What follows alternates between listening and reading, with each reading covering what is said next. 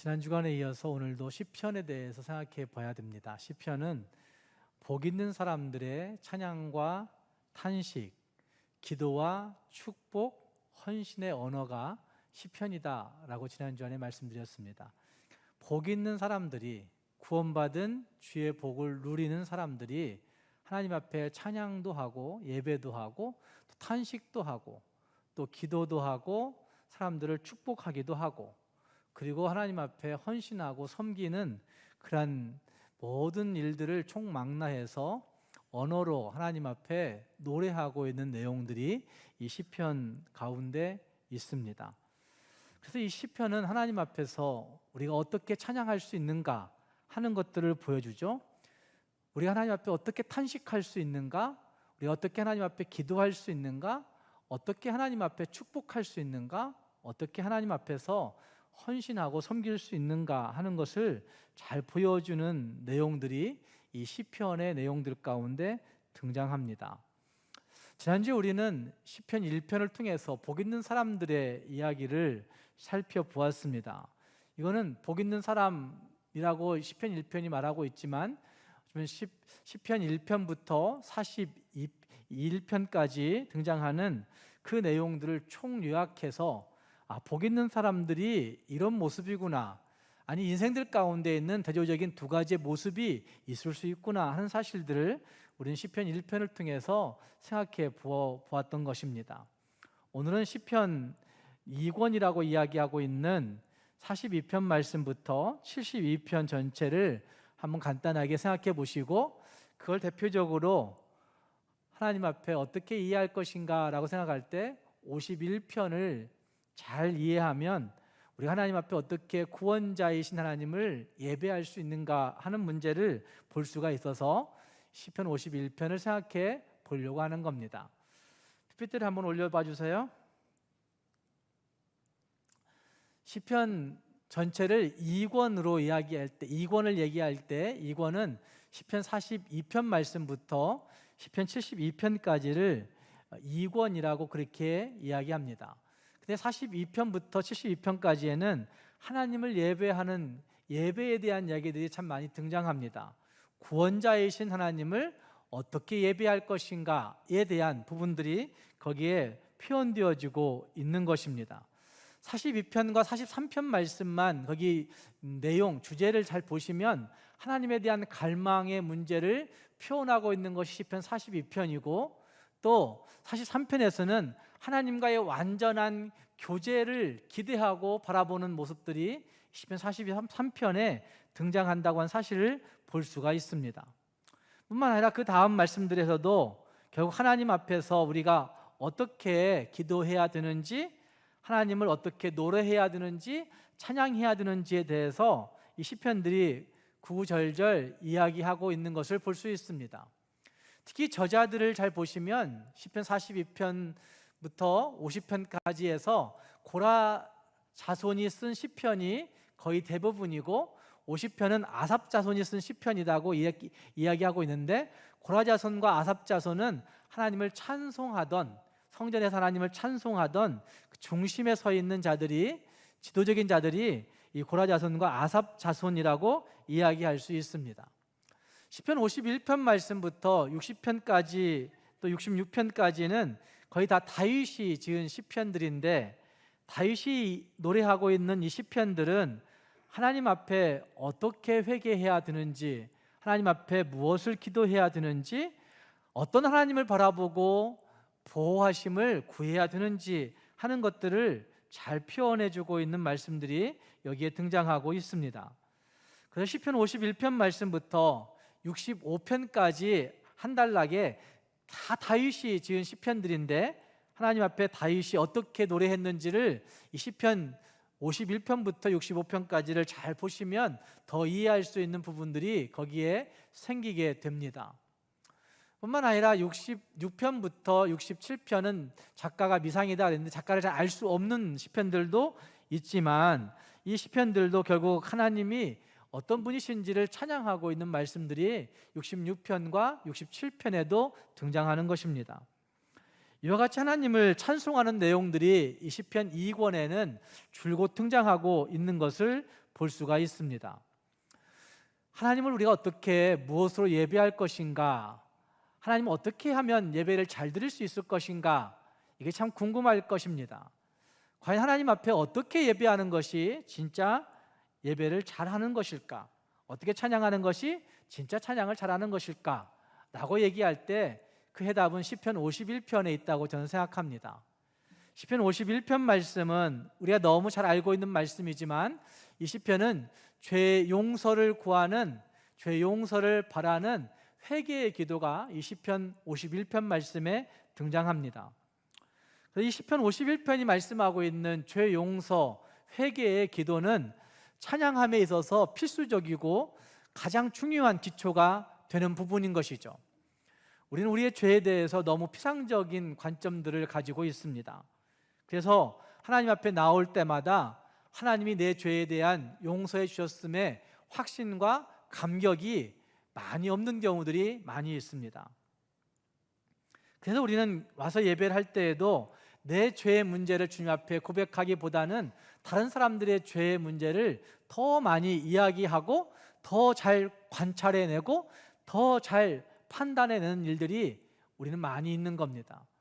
그런데 그런 마음, 그런 태도를 가지고서는 하나님 앞에 온전한 예배, 온전한 찬양이 될 수가 없는 것을 볼 수가 있습니다. 어떻게 찬양하고 예배할 수 있는가? 그 기초에는 죄 용서를 바라는 회개의 기도가 가장 기초에 있다는 사실들을 볼 수가 있는 것이죠.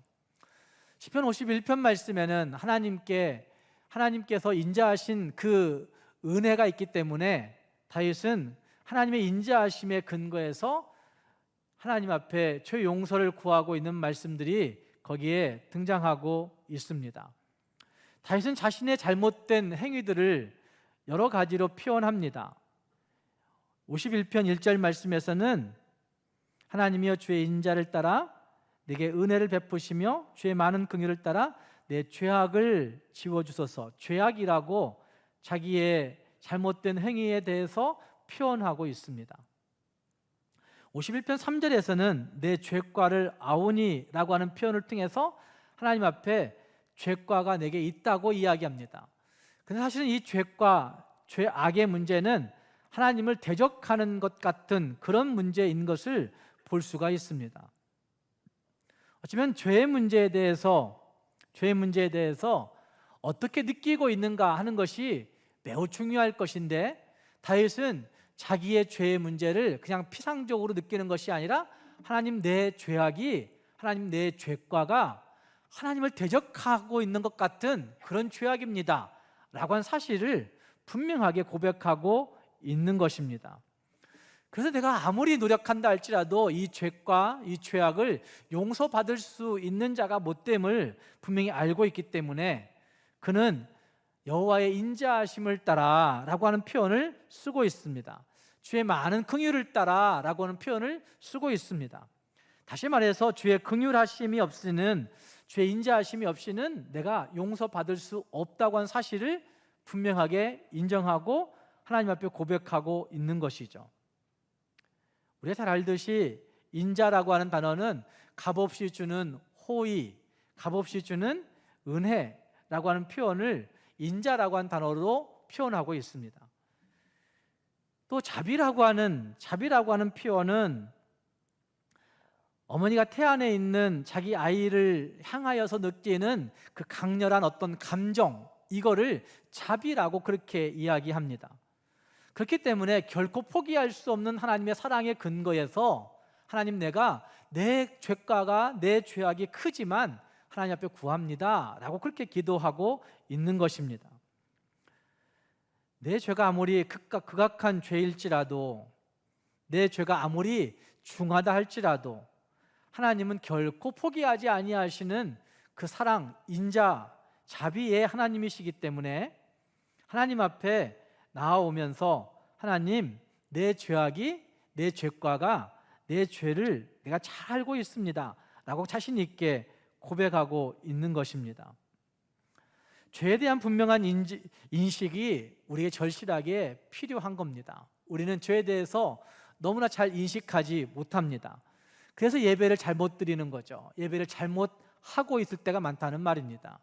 죄에 대한 인식이 없는 예배, 그건 바른 예배가 될 수 없습니다.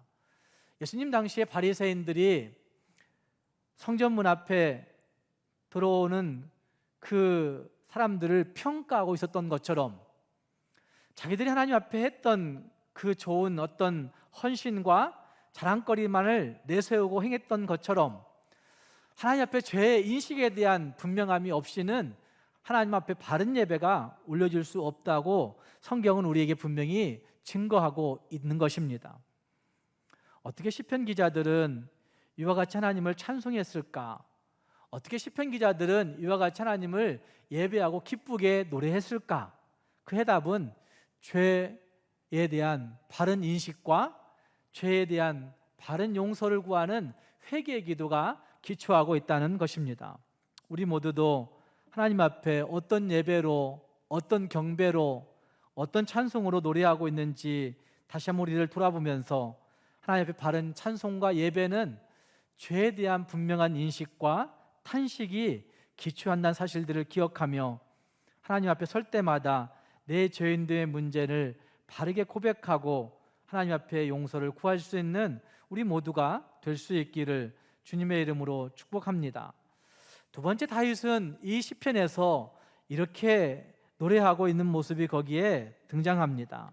죄에 대해서 분명하게 쭉 열거하고 난 다음에 다윗은 그렇게 고백하고 있습니다. 하나님, 내 속에 정한 마음을 창조해 주십시오라고 노래하고 있는 말씀이 거기에 등장합니다.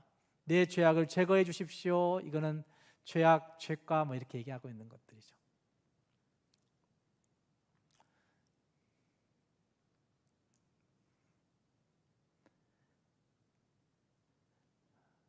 씻으시며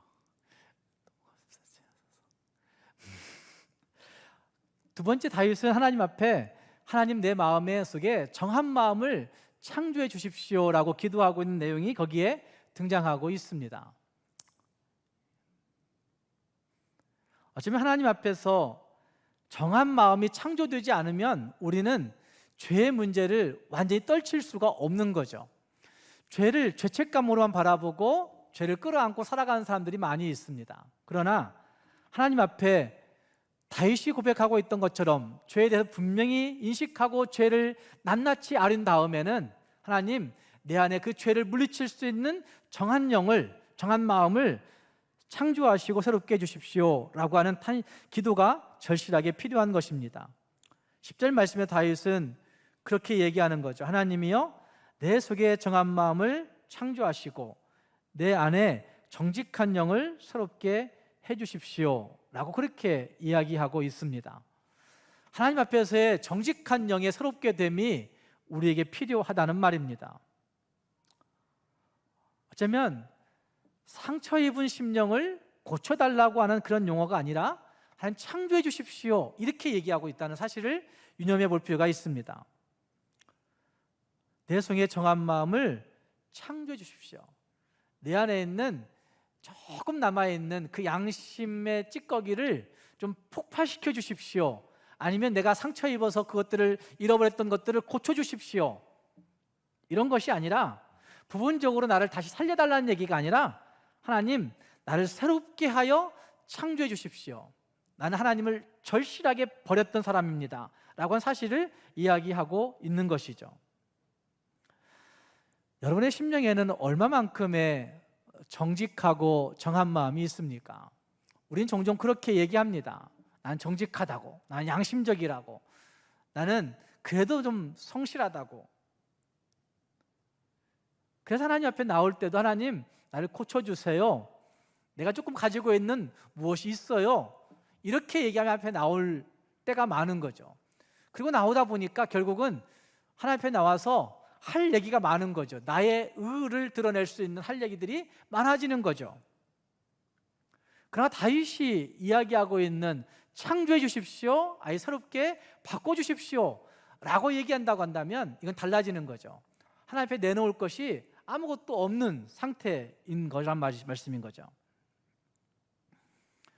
과거에 우리의 삶을 완전히 청산하지 아니하고는 새로움을 입을 수 없는 거잖아요.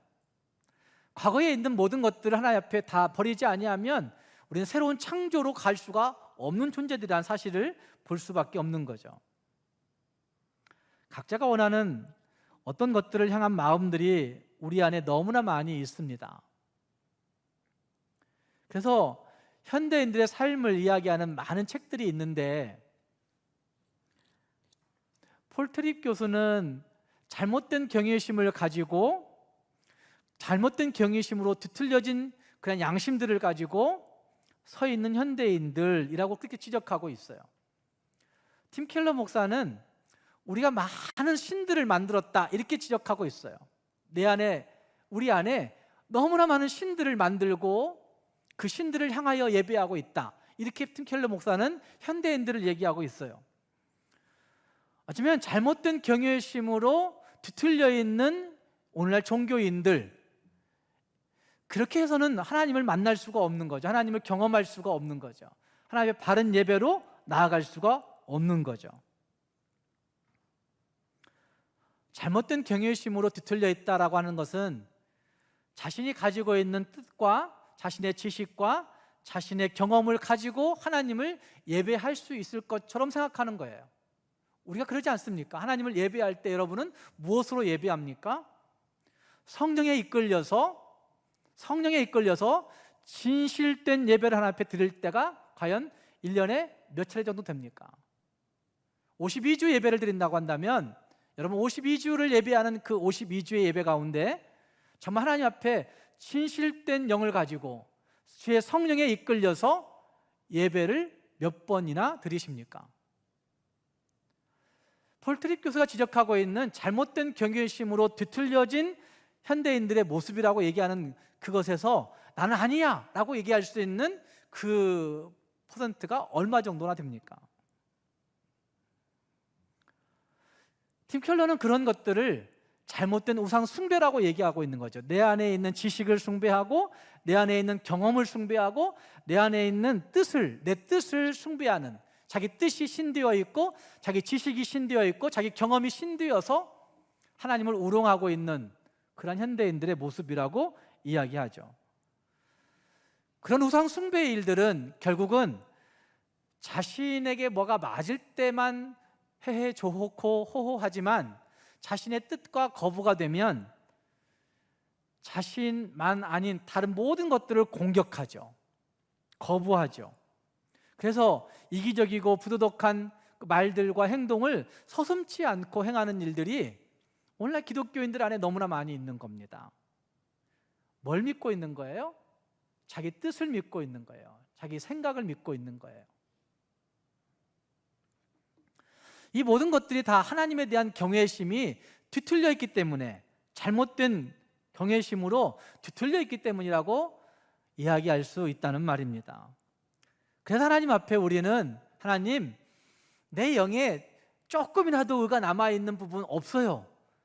전적 타락, 완전 부패한 죄인이기 때문에 하나님이 내 안에 정직한 영을 창조해 주십시오.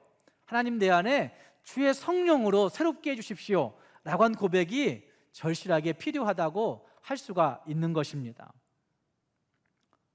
확고부동한 영이라고 하는 번역을 어떤 분이 했어요.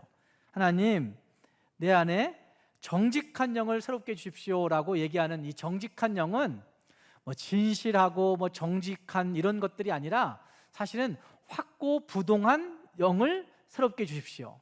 여러분의 영이 확고부동합니까? 확고부동하다고 얘기하는 것은 사실은 주의 성령이 주시는 그 영으로 말미암아 내 모든 시선이 하나님께만 고정되어 있는 상태를 확고부동한 영, 이렇게 얘기할 수가 있는 거죠. 우리는 확고부동함을 갖지 못합니다. 어떤 때는 정말 교회를 위해서 열심히 충성하는 것 같지만 어떤 때는 교회를 막 공격하는 일들. 왜 그럴까요? 확고부동한 영을 갖지 못하니까.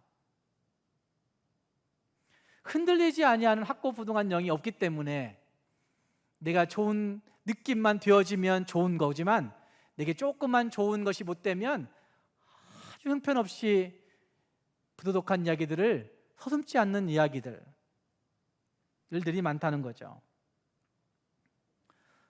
확고부동한 영을 새롭게 해주십시오라고 하는 그 고백은 하나님께 내 시선을 고정시킨 상태에서 하나님께 내 시선을 고정시킴으로 말미암아 나오는 생각과 태도, 그 모습 전체를 이야기하고 있는 부분이 확고부동한 영을 새롭게 해주십시오라고 하는 고백이라 할 수가 있다는 말입니다. 여러분, 하나님을 예배하며 무엇을 고백하십니까? 내 죄악, 내 죄가를, 내 죄를 사해 주십시오라고 하는 그 고백도 중요하지만, 두 번째는 하나님, 나에게 정한 마음을 창조해 주시고 정직한 영, 확고부동한 영을 날마다 새롭게 해 주십시오라고 하는 고백이 우리에게 필요한 것입니다. 그리고 11절 말씀에서 다윗은 또 이렇게 고백합니다. 나를 주 앞에서 쫓아내지 마시며 주의 성령을 내게서 거두지 마소서라고 그렇게 고백하고 있습니다. 주 앞에 나올 때마다 이런 고백이 우리에게 필요합니다. 하나님, 나를 쫓아내지 마십시오. 하나님, 내게 주의 성령을 거두지 말아 주십시오.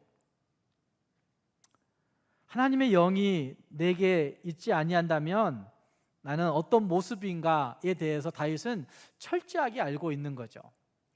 사울 왕이 아마 그에게 모델 되어서 보여주었던 것들을 다윗이 알고 있기 때문에 하나님의 영이 떠나가면 얼마나 악마 같은 삶을 살 수 있는가 하는 것을 그가 알고 있던 거죠. 하나님의 영이 떠나가면 목사든지 장로든지 권사든지 집사든지 정말 추악한 악한 모습의 사탄이 될 수밖에 없는 일들이 현실 세계에 참 많이 있습니다.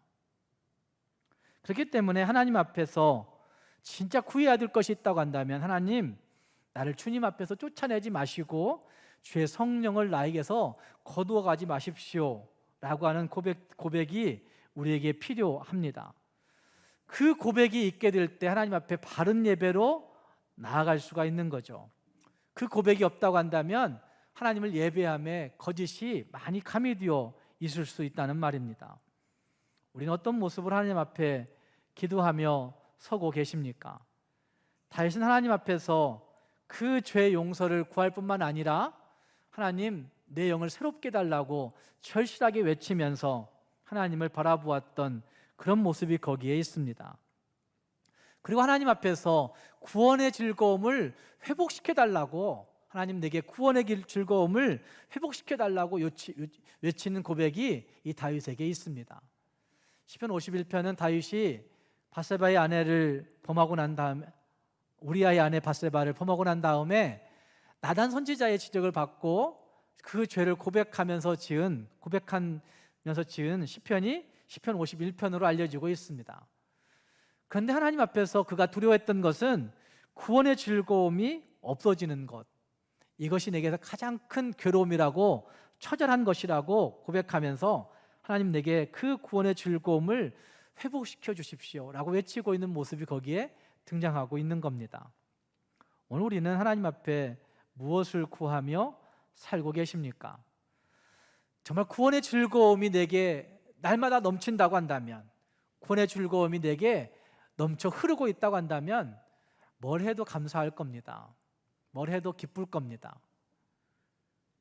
잘 생각해 보시면 압니다. 내가 왜 하나님 앞에서 이 모양으로 살까? 구원의 즐거움이 있으면 더 좋은 모습으로 삽니다. 그런데 구원의 즐거움이 없으면 참 비참한 삶을 살게 됩니다. 그래서 우리가 구원의 즐거움이 내게 있는지를 늘 점검해 볼 수 있어야 되는 거죠. 구원의 즐거움이 있으면 헌신을 하는 것도 즐겁습니다. 시편 51편의 13절 이하의 말씀들은 헌신에 관한 말씀들이 거기 등장합니다. 내가 이렇게 뭘 하겠습니다 라는 고백들이 거기 등장합니다. 그러니까 죄가 지배하면 노래가 없어지지만 구원의 즐거움이 지배하면 하나님을 향한 노래가 활성화되어서 하나님으로 노래하며 기뻐하는 일들이 펼쳐져 가게 된다는 말입니다.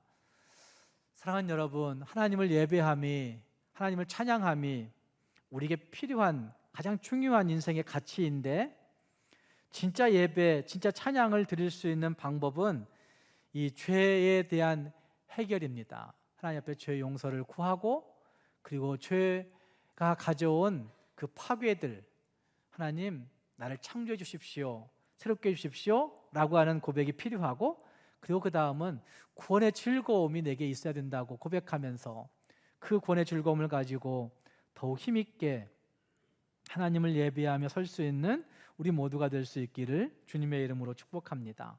기도하겠습니다.